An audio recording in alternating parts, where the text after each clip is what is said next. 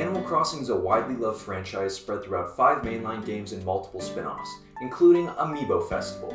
Just minus the love for that one. That aforementioned love is shown throughout multiple avenues by the community. There's content creators with their entire channels dedicated to the genre. There's multiple artists who really, and I mean really, love some of these characters. And there's an entire black market dedicated for the sake of getting certain in-game items, or in some cases, even specific characters. There's also been zero controversies with the series whatsoever. Okay, fine. Nintendo and hackers corrupting players' save data, being able to make your villagers say slurs, death threats over hairstyles, PETA trying to shut down Blather's museum, people selling villagers, Mr. Resetty having to be reset, Tortimer, you want what from children? What the hell? This is a game where I spend time with my silly little goofy guys, and maybe I pretend to have a relationship with one of them. What are you guys using this for? Although the PETA thing might be based in some reality, I do whack my villagers a lot. This is all stemmed from a game released April 14th, 2001 on the Nintendo 64 and GameCube titled, you guessed it, Animal Crossing. But you're not in this episode. So, Animal Crossing Wild World was released November 23rd, 2005 for the Nintendo DS and sold a whopping 11.75 million copies. To put this into perspective, Animal Crossing New Horizons sold 44.79 million copies for the Nintendo Switch, but outside of that, these are very good numbers. As far as I can tell, Wild World is considered to be one of the best Animal Crossing games, which is crazy to think about with the huge craze that New Horizons was a few years ago. Then again, it has been 4 years and fandom decided to rip that game apart. Look, I'm upset too that my villagers don't verbally berate me. It's why I'm playing Wild World. As for the differences between the games, Wild World doesn't have Isabelle, which is weird to think about because even Smash has Isabelle. And I'd smash. Animal Crossing Wild World is another open-ended game, so for the sake of creating a stopping point, I'll be setting 3 goals. First off, as I mentioned earlier, one of my main reasons for wanting to play this game is to have my villagers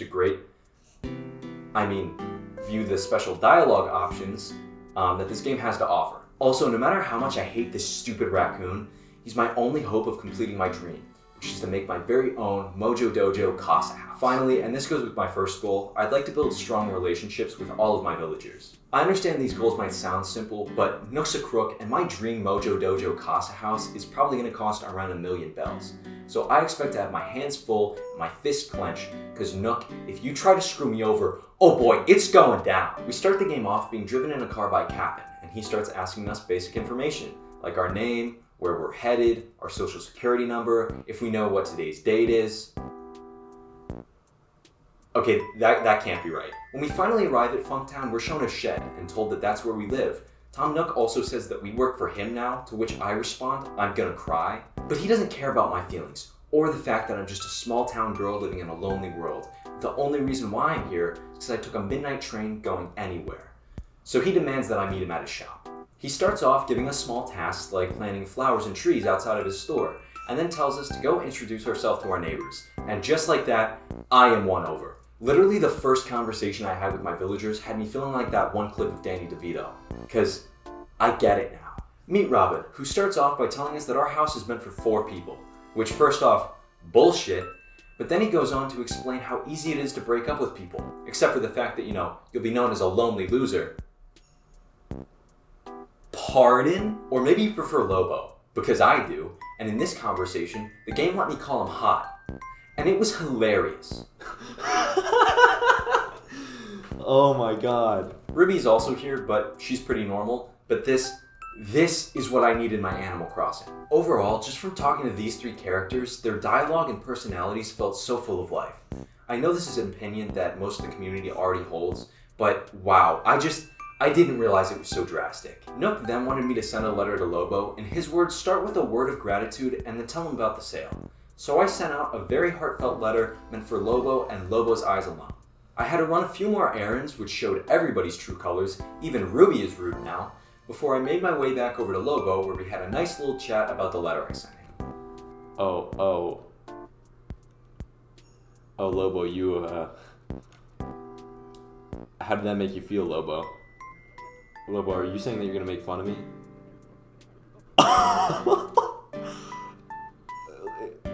Lobo, what?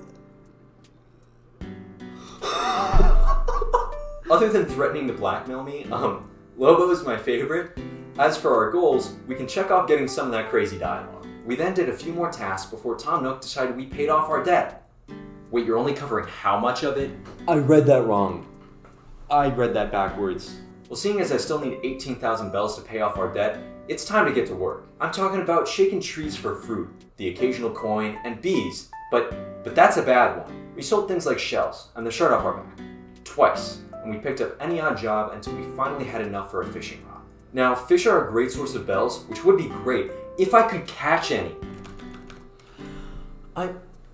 What am I doing wrong? Oh my god, get your fish ass over here. Do fish have ass?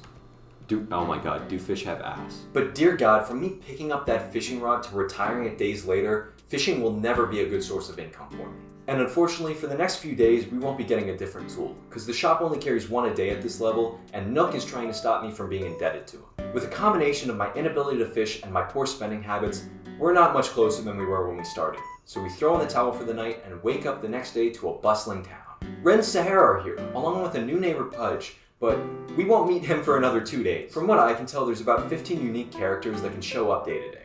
This includes Cornemer, who shows up in the second week of October for the Acorn Festival. Not at all important, but very much cursed. So I get back to business, getting kicked out of Red's tent and trying to help Sahara, when all of a sudden... Why did it just get really dark and scary? My game decided to jump from September 12th, 2001 to February 11th, 2024. Now, if you've ever played Animal Crossing, you know leaving for a month can have consequences. So imagine 23 years. I tried setting the time back, but the damage was done. And now we're stuck reliving the 11th of, yep, you guessed it, that month and year again. Now, I don't know who did this, but when I find out, there will be consequences. With the island ruined and still no new equipment, our day consisted of picking weeds and listening in on private conversations.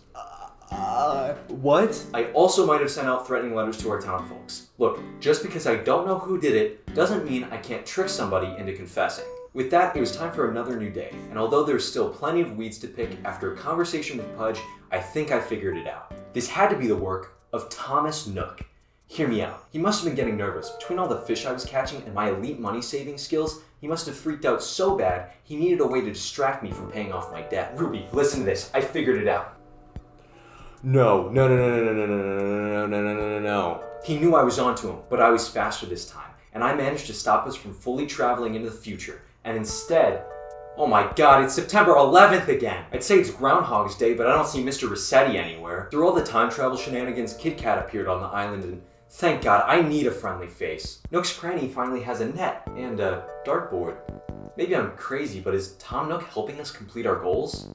No, he can't be. He wouldn't. It didn't matter though. It was time to get back to work paying off our debt when all of a sudden... What? Oh my god. Aliens! That makes so much more sense. How would anyone in our little town be able to manipulate time anyway? Look, Tom, I'm sorry for accusing you. Can we just look past this silly little misunderstanding? Finally, it is time to get back on track. So I started talking to Pudge and told him that Lobo and himself are arch enemies.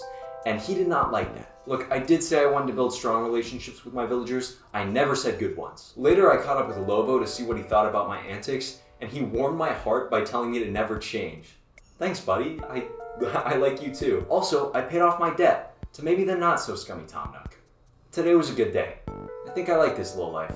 The following day, the store was upgraded. This initially happens when you buy and sell items that total up to 25,000 bells. You can do this 2 more times, once at 90,000 bells, and then finally at 240,000 bells. Although, for the latter, you also need someone from another town to visit and buy something from Tom Nook. Needless to say, we will not do that. After spending all of our bells on our home, some of our neighbors started to take notice. More specifically, Ruby, who even though I tried to lie and say that I was filthy rich, she was not buying it and she humbled me very fast. Fake it till you make it.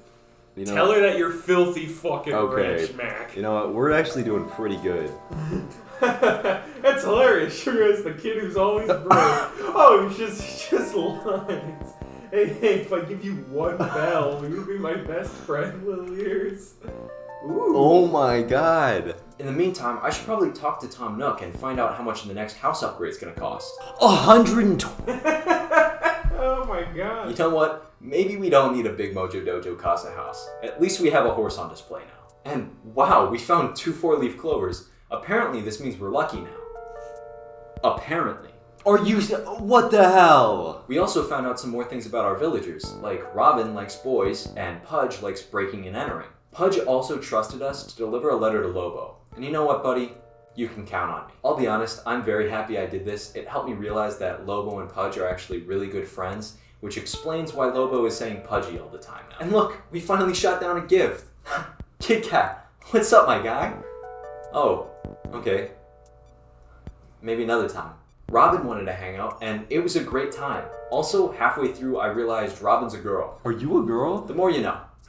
What another great Who are you? Now, don't get me wrong, I know a scam when I see one, and Lyle trying to sell me health insurance while vaguely threatening me is definitely a scam. However, no matter how many times I decline, Lyle will not take no for an answer, so I'm forced to buy into his pyramid scheme. And ooh, look, Robin sent us a letter, and a gift too. Is it my birthday? A flying sock? Oh my god. Robin, no! So that was Animal Crossing Wild World. Overall, I didn't really get into the game as it's intended. Animal Crossing is normally a very slow and repetitive game based on the same game mechanics. And that's great, I'm not knocking that formula at all. It's just, I didn't come to the game to do things such as fulfill the museum.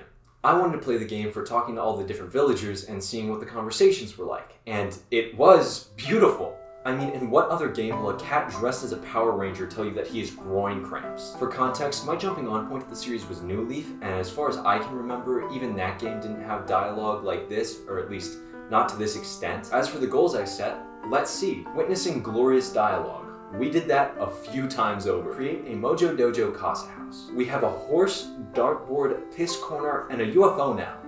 Also, we used to have roaches, so I'm gonna say that tracks. As for the million bells I thought I would spend, not so much. I was no good at fishing, and the amount of bugs that killed themselves while I was trying to catch them is in the double digits, so I'm sorry. As for strong relationships, Lobo is my favorite. He's my first example of a cranky villager that could warm up to you over time, and it led to a great experience. Pudge at the end also had me really liking him. Sure, I bullied him pretty hardcore early on, but the relationship he had with Lobo was just really pulling at my heartstrings and really made me like him. Ruby was the first person to be nice to me, and even though by the end she was calling me poor, it was kind of a reverse Lobo situation, as I could see that nice villagers weren't nice all the time. Robin was off the cuff from our first conversation down to our last conversation, and had me shocked all the time. I loved not knowing what to expect next. As for Kit Kat, what the hell, man? I was so excited to see you, and you snubbed me at every turn.